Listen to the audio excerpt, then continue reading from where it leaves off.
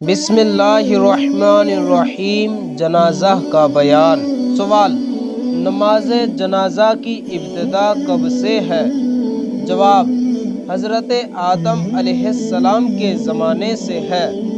سوال: حضرت آدم علیہ السلام کی نماز جنازہ کس نے پڑھی؟ جواب: فرشتوں نے پڑھی۔ سوال: ان میں امام کون ہوئے؟ جواب: حضرت جبریل علیہ السلام۔ سوال: اسلام میں سب سے پہلے جنازہ کس کی پڑھی گئی؟ جواب: حضرت اسعد بن زرارہ کی، کہ خود حضور نبی کریم صلی اللہ علیہ وسلم نے نماز جنازہ پڑھی۔ سوال: نماز جنازہ میں کس صف میں کھڑا ہونا زیادہ افضل ہے؟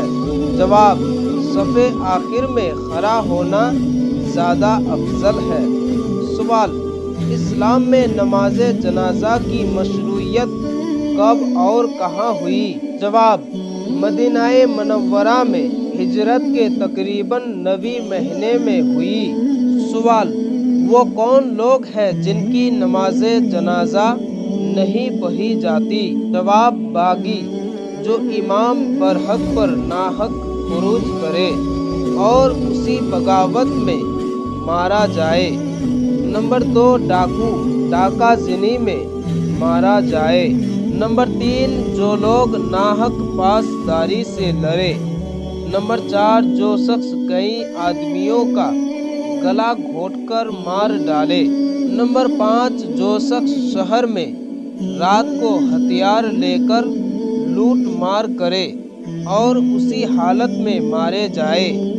نمبر 6، جو اپنے والدین کو مار ڈالے۔ نمبر 7، جو کسی کا سامان چھین رہا تھا اور اسی حالت میں مارا جائے۔ پیارے ناظرین، ویڈیو پسند آئے تو لائک کریں اور چینل کو سبسکرائب کریں تاکہ اسی طرح ویڈیو سب سے پہلے آپ تک پہنچ سکے۔